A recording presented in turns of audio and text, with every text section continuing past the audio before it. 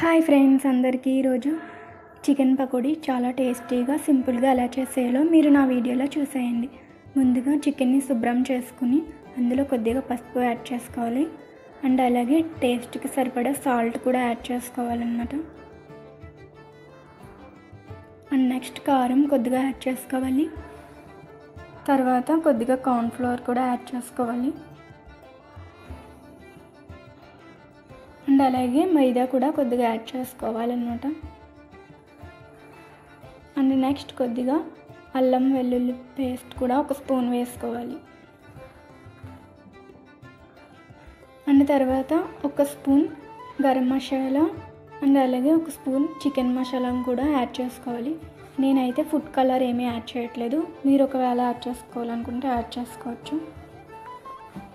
And అలాగే ఒక spoon శనగపిండి కూడా యాడ్ చేసుకోవాలి.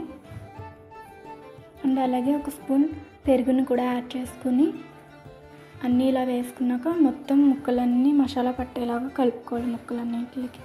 అండ్ అలాగే అందులో కొద్దిగా జీడిపప్పు, కొంచెం కరివేపాకు, చిన్న చిన్న ముక్కలు కట్ చేసుకున్న పచ్చిమిర్చిని కూడా వేసుకుని బాగా మ్యాగ్నేట్ చేసుకుని ఒక 10 మినిట్స్ అయితే ఫ్రిడ్జ్లో పెట్టుకుని తీసేసుకుని ఇలా ఆయిల్ హీట్ అయ్యాక ఒక్కొక్కటిగా వేసేసుకుంటే చికెన్ పకోడీ రెడీ అయిపోతుంది. మీరు కూడా ట్రై చేసి ఎలా వచ్చిందో కామెంట్ సెక్షన్లో చెప్పండి ఫ్రెండ్స్. అండ్ అలాగే నా ఛానల్ని ఇంకా ఎవరైనా సబ్స్క్రైబ్ చేసుకోకపోతే ప్లీజ్ సబ్స్క్రైబ్ చేసుకోండి. And thank you for watching.